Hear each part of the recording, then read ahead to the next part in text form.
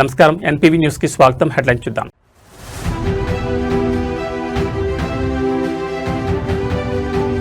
TBM యంత్రం వద్దకు మంత్రి, గత ప్రభుత్వ నిర్లక్ష్యంపై నిమ్మల రామానాయుడు నిప్పులు.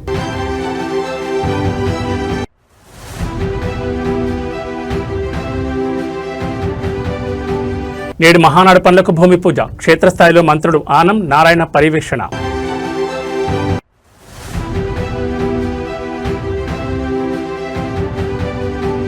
బోరుగలలో రైతు రణభేరి, భద్రకాళి అమ్మవారి ఆశీస్సులతో కేటీఆర్ సభకు రంగం సిద్ధం.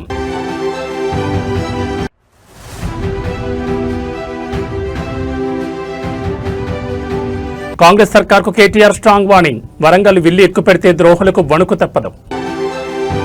ఇక డీటెయిల్స్ చూస్తే వెలిగొండ ప్రాజెక్టు పనుల పురోగతిని సమీక్షించేందుకు జలవనరుల శాఖ మంత్రి నిమ్మల రామానాయుడు రాత్రి పూట టన్నెల్లోకి వెళ్లి ప్రత్యక్షంగా పరిశీలించారు. టన్నెల్లో దాదాపు 19 కిలోమీటర్ల మేర ప్రయాణించి అక్కడ జరుగుతున్న లైనింగ్, బెంచింగ్ పనులను సమీక్షించారు. టన్నెల్లో 5 గ్యాంట్రీలతో కొనసాగుతున్న పనుల స్థితిని తెలుసుకున్న మంత్రి అక్కడ పనిచేస్తున్న కార్మికుల యోగక్షేమాన్ని కూడా అడిగి తెలుసుకున్నారు. టన్నెల్ 2లో 12వ కిలోమీటర్ వద్ద చిక్కుకుపోయిన టన్నెల్ బోరింగ్ మెషిన్ వద్దకు వెళ్లి పరిస్థితిని సమీక్షించారు. ఈ సందర్భంగా మంత్రి నిమ్మల మాట్లాడుతూ గత వైసీపీ పాలనపై తీవ్ర విమర్శలు చేశారు. టీబీఎంను తొలగించేందుకు అప్పట్లో ఎలాంటి చర్యలు తీసుకోలేదని, అది అలాగే ఉండిపోతే టన్నెల్ నుంచి ఒక్క చుక్క నీరు కూడా బయటకు రాదన్నారు. ఇంకా 3,000 కోట్ల పనులు మిగిలి ఉండగానే వెలిగొండ ప్రాజెక్టును జాతికి అంకితం చేశారని, దీనివల్ల ప్రకాశం జిల్లా రైతులు మోసపోయారని ఆరోపించారు. కూటమి ప్రభుత్వం వచ్చాక పనులు వేగవంతం చేశామని, వెలిగొండ ప్రాజెక్టు పనులు వేగంగా సురక్షితంగా పూర్తి కావాలనే లక్ష్యంతో ప్రభుత్వం చర్యలు తీసుకుంటోందని మంత్రి నిమ్మల స్పష్టం చేశారు. ఇప్పుడే మనం చూస్తూ ఉన్నాం, ఏదైతే వెలిగొండకు సంబంధించినటువంటి టన్నెల్ 2లో మనందరం కూడా ఉన్నాం. ఈ టన్నెల్ 2లో కూడా చాలా క్లిష్టమైనటువంటి వర్క్ ఇప్పుడే మనం నడుచుకుంటూ వస్తూ ఉంటే ఈ 30 మీటర్లోనే 3 చోట్ల కొలాప్స్ అయి కింద పడినటువంటి ఏదైతే రాక్స్ను కూడా మనం చూస్తూ ఉన్నాం.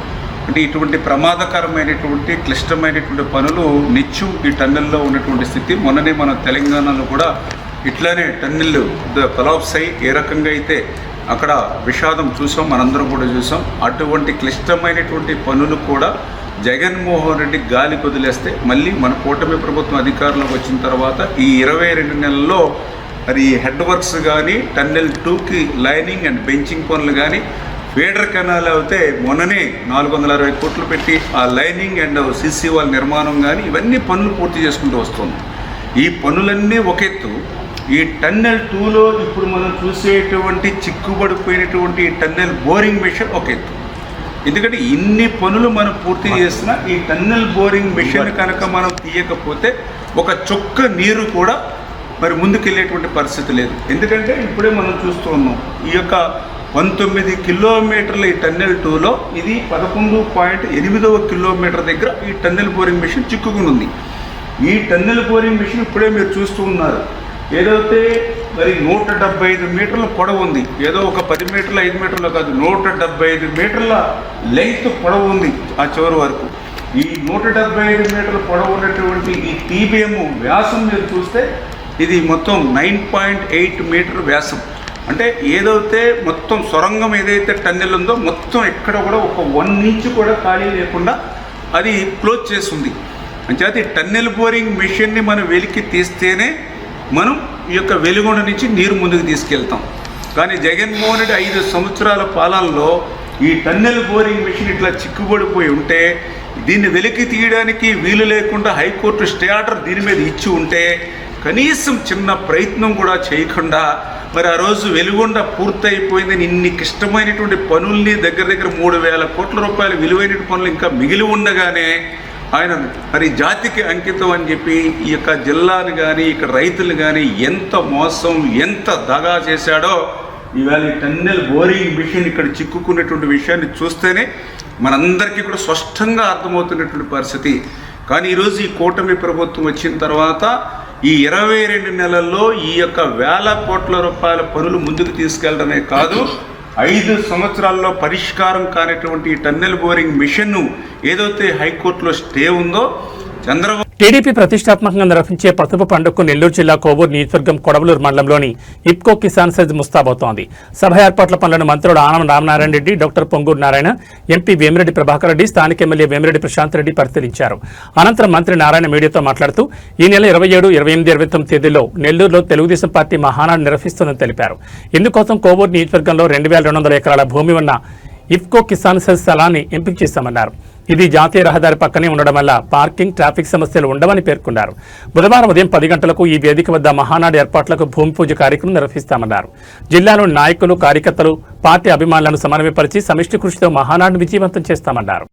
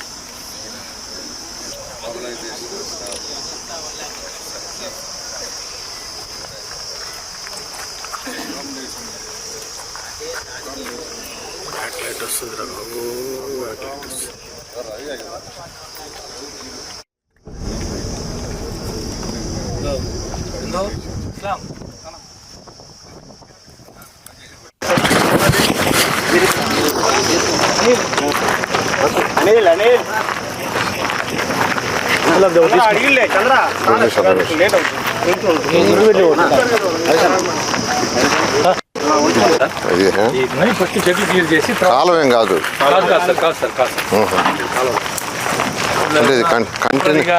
ఊరికి ఇది ఎత్తి ఉంటారు సార్. అవసరానికి కంటిన్యూస్ ఉంటే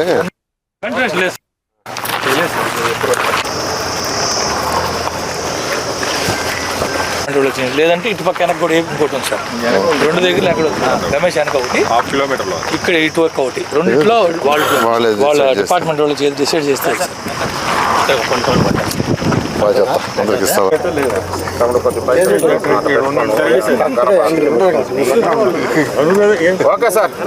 అందరికీ నమస్కారాలండి. ఈ నెల 27, 28, 29 3 రోజులు మహానాడు నెల్లూరులో జరిగే విధంగా యాక్చువల్గా గౌరవమైన తెలుగుదేశం పార్టీ జాతీయ అధ్యక్షులు, అదేవిధంగా తెలుగుదేశం పార్టీ జాతీయ వర్కింగ్ ప్రెసిడెంట్ నిర్ణయించడం జరిగింది. దాని మీద నెల్లూరు జిల్లాలో ఉన్న మంత్రులు కానీ, ఎంపీ, శాసనసభ్యులు అందరూ యాక్చువల్గా ఎక్కడ దీన్ని పెట్టాలనే ఉద్దేశంతో 2 రోజులు స్టడీ చేయటం, అదేవిధంగా పార్టీ సెంట్రల్ ఆఫీస్ నుంచి టీం రావటం, వాళ్ళందరూ ఫైనల్గా వరంగల్ వేదికగా బీఆర్ఎస్ తలపెట్టిన రైతు సంగ్రామ సదస్సుకు సర్వం సిద్ధమైంది. ఈ భారీ బహిరంగ సభలో పాల్గొనేందుకు వరంగల్ చేరుకున్న బీఆర్ఎస్ వర్కింగ్ ప్రెసిడెంట్ కేటీఆర్ సభకు ముందు చారిత్రక భద్రకాళి దేవాలయాన్ని సందర్శించారు. అమ్మవారి ఆశీస్సులు తీసుకున్న ఆయన మరి కాసేపట్లో సభా ప్రాంగణానికి చేరుకోనున్నారు. వరంగల్ మున్సిపల్ కార్యాలయం వద్ద నిన్నటి ఉద్రిక్తతల నేపథ్యంలో కేటీఆర్ పర్యటన ఇప్పుడు రాజకీయంగా అత్యంత ప్రాధాన్యత సంతరించుకుంది. వరంగల్ నగరంలో కేటీఆర్ పర్యటన అత్యంత ఉత్సాహంగా సాగుతోంది. నేడు ఉదయం వరంగల్ చేరుకున్న కేటీఆర్ నేరుగా భద్రకాళి దేవాలయానికి వెళ్లారు. అక్కడ ఆలయ అర్చకులు ఆయనకు పూర్ణకుంభంతో స్వాగతం పలికారు. అమ్మవారికి ప్రత్యేక పూజలు నిర్వహించిన అనంతరం వేద పండితులు కేటీఆర్కు ఆశీర్వచనాలు అందించారు. అమ్మవారి దర్శనం అనంతరం కేటీఆర్ నేరుగా హన్మకొండలోని రైతు సంగ్రామ సదస్సు వేదికకు బయలుదేరారు. కాంగ్రెస్ ప్రభుత్వ హయాంలో రైతులు ఎదుర్కొంటున్న సమస్యలు, ధాన్యం కొనుగోలులో జాప్యం మరియు రుణమాఫీ అమలుపై ఈ సభ ద్వారా కేటీఆర్ ప్రభుత్వాన్ని నిలదీయనున్నారు. సభ కోసం నగరం అంతటా భారీగా కటౌట్లు, ఫ్లెక్సీలు వెలిశాయి. నిన్న ఫ్లెక్సీల తొలగింపై జరిగిన గొడవతో అప్రమత్తమైన పోలీసులు సభా ప్రాంగణం వద్ద మరియు కేటీఆర్ పర్యటించే మార్గాల్లో భారీ బందోబస్తు ఏర్పాటు చేశారు. కేటీఆర్ రాకతో బీఆర్ఎస్ శ్రేణిలో నూతన ఉత్సాహం కనిపిస్తోంది. వేలాదిగా తరలివస్తున్న కార్యకర్తలతో వరంగల్ వీధులు కిక్కిరిసిపోయాయి. రైతుల సమస్యల పరిష్కారమే లక్ష్యంగా జరుగుతున్న ఈ సభలో కేటీఆర్ ఎలాంటి కీలక ప్రకటనలు చేస్తారో అన్నది ఇప్పుడు అందరిలోనూ ఆసక్తి రేపుతోంది.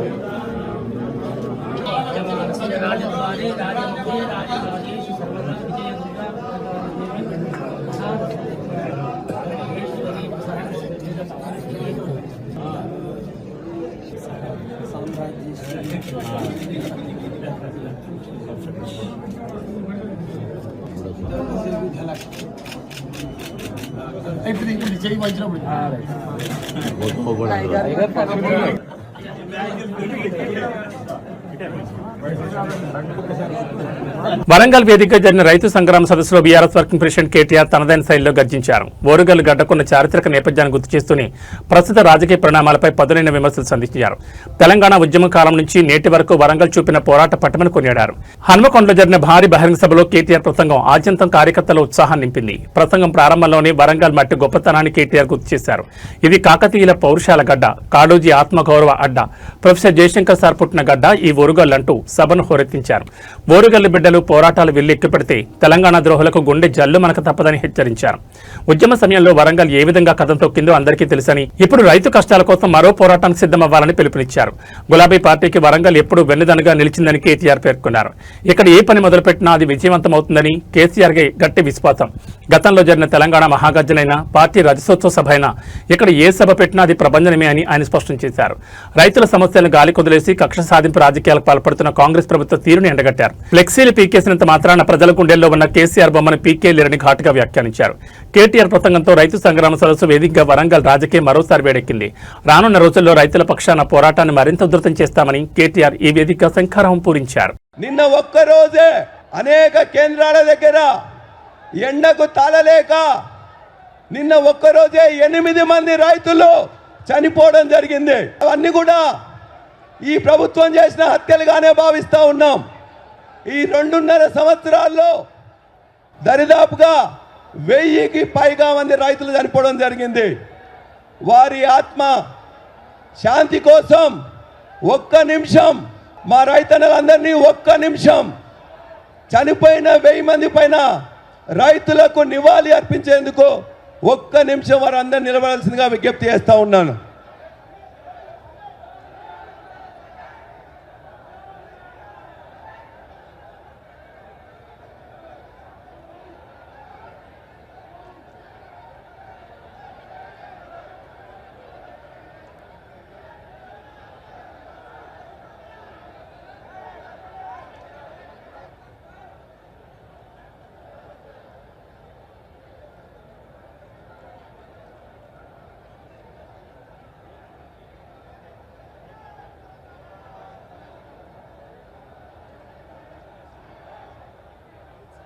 జోహర్ రైతు అమరవీరులకు,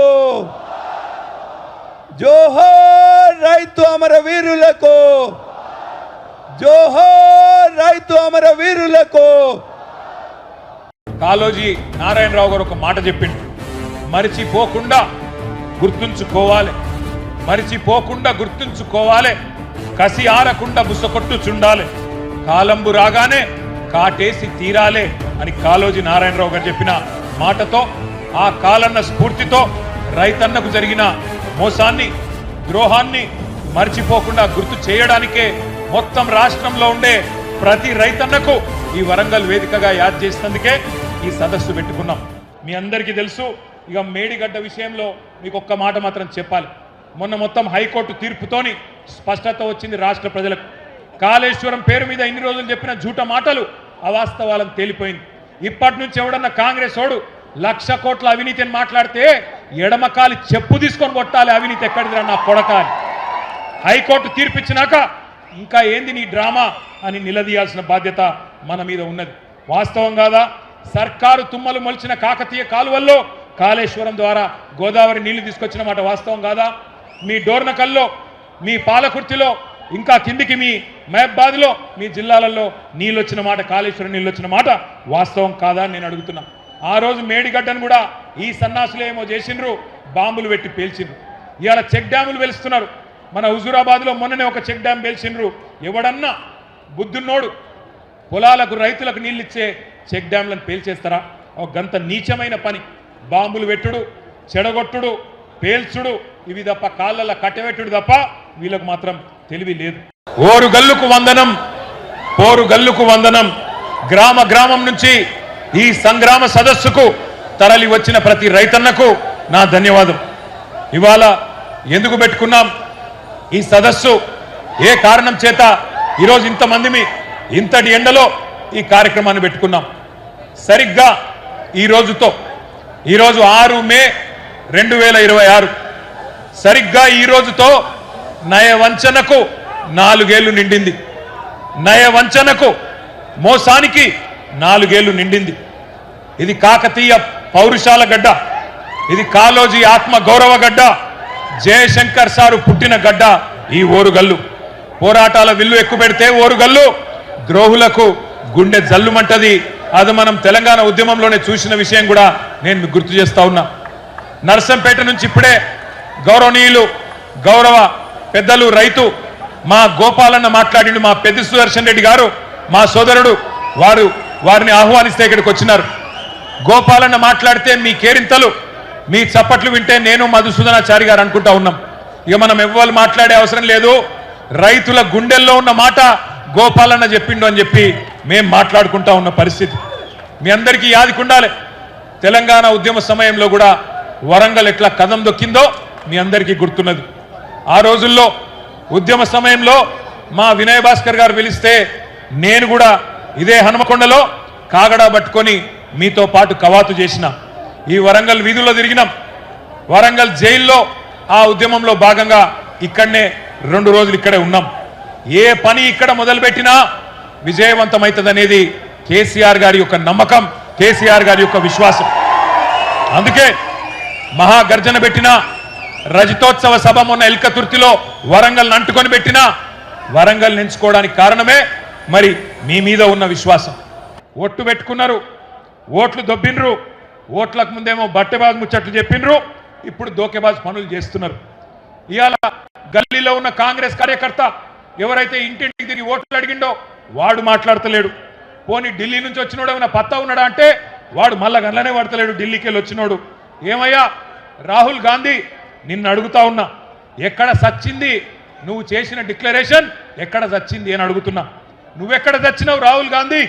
నువ్వు నిలబెట్టిన ముఖ్యమంత్రి, నువ్వు ఇక్కడ మాకు అప్పచెప్పిపోయిన ముఖ్యమంత్రి ఏ గాడిది పనులు దోముతున్నాడో అని అడుగుతున్నా నేను. ఎక్కడున్నాడు?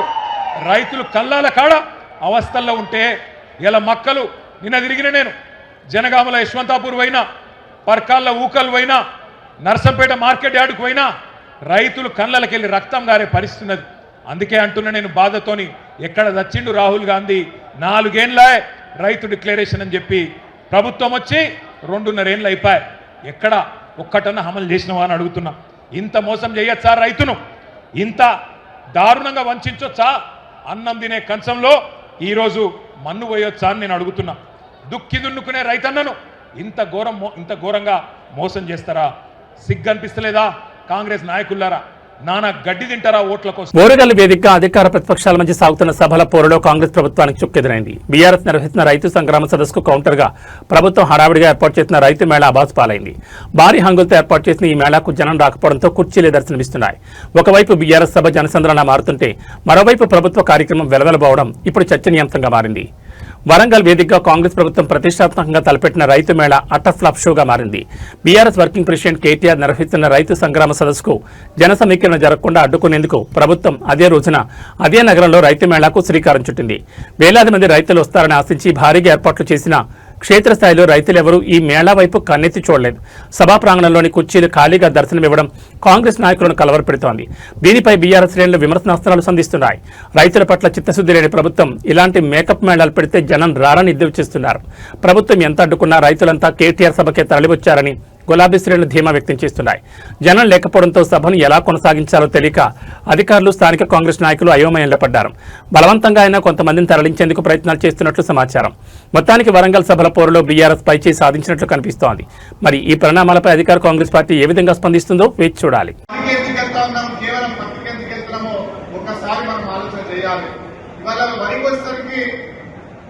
నీళ్లు ఫ్రీగా వస్తున్నాయి, కరెంటు ఫ్రీగా వస్తేస్తా ఉన్నారు, కటింగ్ చేయడానికి మిషన్ వస్తున్నది, కొనడానికి ప్రభుత్వం ఉంది, 2 రోజులు డబ్బులు వస్తా ఉన్నాయి. కాబట్టి ఇది ఈజీ పంట కాబట్టి మనం వరికెళ్తా ఉన్నాం. మిగిలిన పంటలలో మార్కెటింగ్ సమస్య, వానాకాలం వరి సాగుకు యాసంగి వరి సాగుకు చాలా వ్యత్యాసం ఉండేది. కానీ వాళ్ళ గత 2-3 సంవత్సరాల నుంచి వానాకాలం 60 లక్షల వరి పంట వేస్తే రేపు నీటి సమస్య, భూమి సమస్య, వాతావరణ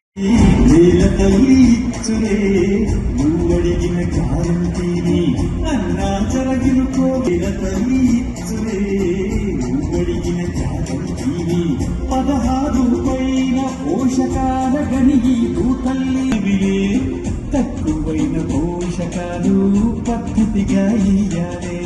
దీన్నే సమగ్ర పోషక చౌడు బారి ఉన్న సారం కొట్టుకొని పోతదే.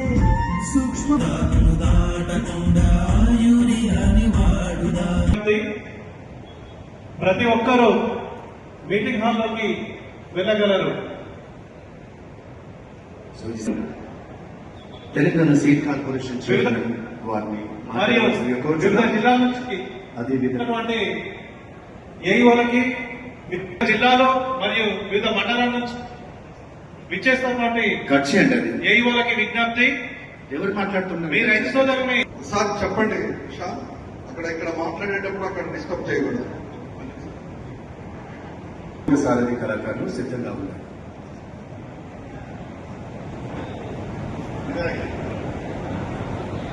తెలియజేస్తా ఉన్నాం. ఈ కార్యక్రమం నిర్వహించడం అనేది రైతులలో ఒక అవగాహన కల్పించి వ్యవసాయంలో వస్తున్నటువంటి ఉద్దేశంతో రాష్ట్ర ప్రభుత్వం తీసుకున్నటువంటి కార్యక్రమం ఇది. ముఖ్యంగా ఇవాళ అంతర్జాతీయ ఎర్రచందనం స్మగ్లింగ్ నెట్వర్క్ వెనుక వైసీపీ కీలక నేతల హస్తం ఉందంటూ ఏపీ ప్రభుత్వ chief whip MLC Panchamarthi Anuradha తీవ్రస్థాయిలో ధ్వజమెత్తారు. అమరావతిలోని ఎన్టీఆర్ భవన్ వేదికగా జరిగిన మీడియా సమావేశంలో ఆమె మాట్లాడుతూ అంతర్జాతీయ స్మగ్లర్ కొల్లం గంగిరెడ్డి ఎదుగుదల వెనుక ఉన్న రాజకీయ అండదండలను ఎండగట్టారు. వైసీపీ హయాంలో స్మగ్లర్లకు రాజభోగాలు కల్పించారని ఆమె ఆరోపించారు. అమరావతి ఎన్టీఆర్ భవన్లో జరిగిన ప్రెస్ మీట్లో ఎమ్మెల్సీ పంచమర్తి అనురాధ వైసీపీ నేతల లక్ష్యంగా పదునైన విమర్శలు సంధించారు. అంతర్జాతీయ స్థాయిలో ఎర్రచందనం స్మగ్లింగ్ చేస్తున్న కొల్లం గంగిరెడ్డికి వైసీపీ నేతలు దశాబ్దాలుగా అండగా నిలుస్తున్నారని అనురాధ ఆరోపించారు. ఒక సాధారణ వ్యక్తి అంతర్జాతీయ స్మగ్లర్గా ఎదగడం వెనుక వైసీపీ పెద్దల హస్తం ఉందని మండిపడ్డారు. ముఖ్యమంత్రి చంద్రబాబు నాయుడుపై జరిగిన అలిపిరి దాడిలో నిందితుడిగా ఉన్న గంగిరెడ్డికి వైసీపీ హయాంలో విముక్తి కల్పించే ప్రయత్నాలు జరిగాయని ఆమె గుర్తు చేశారు. స్మగ్లింగ్ కేసులో అరెస్ట్ అయిన వ్యక్తిని కాపాడడానికి ప్రభుత్వం యంత్రాంగాన్ని వాడుకుంటుందని విమర్శించారు. గత 5 ఏళ్ల వైసీపీ పాలనలో శేషాచలం అడవులు స్మగ్లర్లకు అడ్డగా మారాయని, ఎర్రచందనం తరలింపు ద్వారా వచ్చిన కోట్లాది రూపాయల నిధులు వైసీపీ నాయకుల జేబుల్లోకి వెళ్లాయని ఆమె ఆరోపించారు. కూటమి ప్రభుత్వం స్మగ్లర్ల పట్ల ఉక్కుపాదం మోపుతోందని, కొల్లం గంగిరెడ్డి లాంటి వ్యక్తులకు సహకరించిన వైసీపీ నేతలు ఎవరైనా సరే వదిలిపెట్టే ప్రసక్తే లేదని పంచమర్తి అనురాధ హెచ్చరించారు. ఎర్రచందనం స్మగ్లింగ్పై ఎమ్మెల్సీ పంచమర్తి అనురాధ చేసిన వ్యాఖ్యలు ఇప్పుడు ఏపీ రాజకీయాలతో మారండిస్తున్నాయి. వైసీపీ నేతలు దీనిపై ఎలా స్పందిస్తారో చూడాలి. మరి అందరికీ నమస్కారం అండి. వైఎస్ జగన్మోహన్ రెడ్డి ఒక కిల్లర్ పార్టీ అధ్యక్షుడు, ఒక క్రిమినల్ పార్టీ అధ్యక్షుడు, ఒక గొడ్డల పార్టీ అధ్యక్షుడు, ఒక మాఫియా పార్టీ అధ్యక్షుడు, ఒక నేరస్తుడు, నేర చరిత్ర ఉన్న ఒక పొలిటీషియన్. ఇతని గురించి ప్రపంచవ్యాప్తంగా కొన్ని యూనివర్సిటీల్లో రీసెర్చ్ కేస్ స్టడీ కింద కూడా అందరూ కూడా ఇతని చరిత్ర, నేర చరిత్ర చదువుతున్నారనే విషయం అందరికీ కూడా తెలిసిందే. ఇప్పుడు కొత్తగా ఒక ప్రపంచవ్యాప్తంగా గుర్తింపు పొందిన జావా డిస్కవర్ అనే ఇన్వెస్టిగేషన్ ఛానల్, ఒక ఫేమస్ ఇన్వెస్టిగేషన్ ఛానల్ ఈ రోజున planet killers the forest destroyer అనే పేరుతో ఒక కథనాన్ని ప్రచురించింది. కొన్ని లక్షల మంది సబ్స్క్రైబర్స్ ఉన్న ఈ జావా డిస్కవర్ అనే ఛానల్ని ఈరోజు ప్రపంచవ్యాప్తంగా ఎన్నో లక్షల సబ్స్క్రైబర్స్ ఉన్న ఈ ఛానల్ ఈరోజు ఈ యొక్క డాక్యుమెంటరీని నిన్న విడుదల చేయటం జరిగింది. ఎందుకు దాని గురించి చెప్పాల్సి వస్తుందంటే, ఆ డాక్యుమెంటరీలో ఉన్న నేర చరిత్ర ఉన్న మనుషులు ఎవరు అనంటే కొల్లం గంగిరెడ్డి.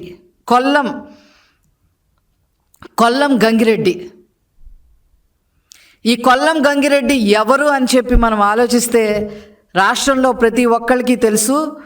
ఒక స్మగ్లర్, ఒక ఎర్రచందన స్మగ్లింగ్లో సిద్ధహస్తుడు, ఒక వైఎస్ రాజశేఖర్ రెడ్డికి నమ్మకమైన అనుచరుడు, కడపలో పాలిటిక్స్ని మరి అతను ప్రభావితం చేయగలిగే సమర్థుడు. 2003లో నారా చంద్రబాబు నాయుడు గారి మీద తిరుపతిలో అలిపిరి దగ్గర క్లేమోర్ మైన్స్ దాడిలో ఇతను కూడా ఒక నిందితుడిగా ఉన్నాడు. అంతేకాకుండా వైఎస్ వివేకానందరెడ్డి హత్యకి ఆంధ్రప్రదేశ్ పారిశ్రామిక రంగంలో మరో భారీ అడుగుపడింది. కూటమి ప్రభుత్వం అధికారంలోకి వచ్చిన తర్వాత పెట్టుబడుల వెల్లువ కొనసాగుతోంది. ప్రపంచ ప్రసిద్ధ ఎయిర్ కండిషనర్ల తయారీ సంస్థ క్యారియర్ గ్లోబల్ తన మెగా తయారీ యూనిట్ను ఏపీలో ఏర్పాటు చేస్తోంది. తిరుపతి జిల్లా శ్రీ సిటీలో నేడు మంత్రి నారా లోకేష్ ఈ పరిశ్రమకు శంకుస్థాపన చేశారు. స్పీడ్ ఆఫ్ డూయింగ్ బిజినెస్ నినాదంతో కేవలం 8 నెలల్లోనే ఈ ప్రాజెక్ట్ పట్టాలెక్కడం విశేషం. శ్రీ సిటీ పారిశ్రామిక వాడలో జరిగిన శంకుస్థాపన కార్యక్రమం ఏపీ పారిశ్రామిక ప్రగతికి మైలురాయిగా నిలిచింది. క్యారియర్ గ్లోబల్ సంస్థ సుమారు 1000 కోట్ల పెట్టుబడితో ఈ అత్యాధునిక ఏసీ తయారీ ప్లాంట్ను ఏర్పాటు చేస్తోంది. దీని ద్వారా సుమారు 3000 మంది యువతకు ప్రత్యక్షంగా మరియు పరోక్షంగా ఉద్యోగ అవకాశాలు లభించనున్నాయి. ఈ సందర్భంగా మంత్రి నారా లోకేష్ మాట్లాడుతూ క్యారియర్ సంస్థ మొదటిసారి సందర్శించిన నాటి నుంచి నేడు శంకుస్థాపన చేసే వరకు కేవలం 8 నెలల సమయం మాత్రమే పట్టిందని వెల్లడించారు. ఇది తమ ప్రభుత్వ వేగవంతమైన నిర్ణయాలకు పారదర్శకతకు నిదర్శనమని ఆయన పేర్కొన్నారు. ఈ కొత్త పరిశ్రమతో ఆంధ్రప్రదేశ్ దేశంలోనే అతిపెద్ద ఏసీ తయారీ హబ్గా మారుతుందని లోకేష్ ధీమా వ్యక్తం చేశారు. రానున్న రోజుల్లో మరిన్ని గ్లోబల్ కంపెనీలను ఏపీకి తీసుకురావడమే తమ లక్ష్యమని స్పష్టం చేశారు. 39 ఎకరాల విస్తీర్ణంలో రానున్న ఈ ప్లాంట్ అంతర్జాతీయ ప్రమాణాలతో కూడిన స్మార్ట్ మ్యానుఫ్యాక్చరింగ్ పద్ధతులను అనుసరించనుంది. ఇక్కడ నుంచి దేశీయ మార్కెట్తో పాటు ఇతర దేశాలకు కూడా ఏసీలను ఎగుమతి చేయనున్నారు. ముఖ్యమంత్రి చంద్రబాబు నాయుడు విజన్, మంత్రి లోకేష్ చొరవతో ఏపీ మళ్లీ పెట్టుబడుల గమ్యస్థానంగా మారుతోందనడానికి క్యారియర్ ఎంట్రీ ఒక ఉదాహరణ. శ్రీ సిటీలో పారిశ్రామిక కళ సంతరించుకోవడంతో స్థానిక ప్రజలు హర్షం వ్యక్తం చేస్తున్నారు. On stage, but before that we have a segment where he has a walkthrough of the plan for the plant itself. We're going to be witnessing those very visuals here on stage. For all of our guests who are in the event space, if we may kindly request you to switch your phones to silent mode as we begin. This is but before we officially do that, we have an interesting walkthrough that the Honorable Minister will be taking. We have our global leadership team welcoming the Honorable Minister to this wonderful momentous occasion. Ladies and gentlemen, when we hear Carrier, of course in India it is a long-standing association, and today that very association goes a little further with yet another wonderful feather from the government of Andhra Pradesh. Shri Nara Lokesh Garu is doing a walkthrough with our global leadership team.